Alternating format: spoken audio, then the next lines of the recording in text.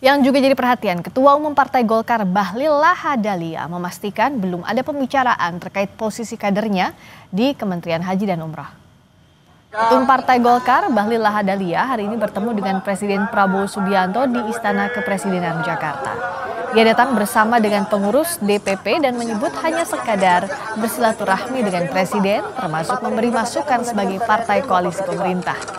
Saat ditanya peluang kader Golkar masuk di pos Kementerian Haji Umrah, Bahlil menyerahkan sepenuhnya kepada putusan Presiden. Sikap Golkar Pak Haji pada tawaran dari Pak Presiden ke Golkar nggak Pak? Sampai dengan hari ini belum ada pembicaraan itu. Menyangkut reshuffle itu adalah hak prerogatif Bapak Presiden. Golkar menyerahkan sepenuhnya kepada Bapak Presiden karena Golkar sebagai partai yang sudah berpengalaman selalu berpikir bahwa konstitusi, mekanisme, dan kewenangan kita serahkan sepenuhnya.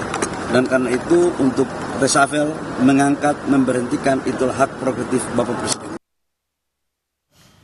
Sementara terkait dengan posisi Wakil Menteri Tenaga Kerja Immanuel Ebenezer yang terjerat OTT KPK, Presiden Prabowo Subianto menyebut sudah menyiapkan nama Wamenaker pengganti Immanuel Ebenezer yang terjerat kasus pemerasan pengurusan sertifikasi kesehatan dan keselamatan kerja kepada sejumlah perusahaan.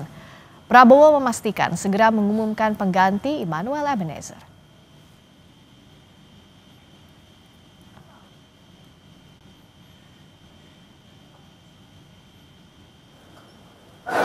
Ya, oke. Sudah diurus semuanya tuh, ya.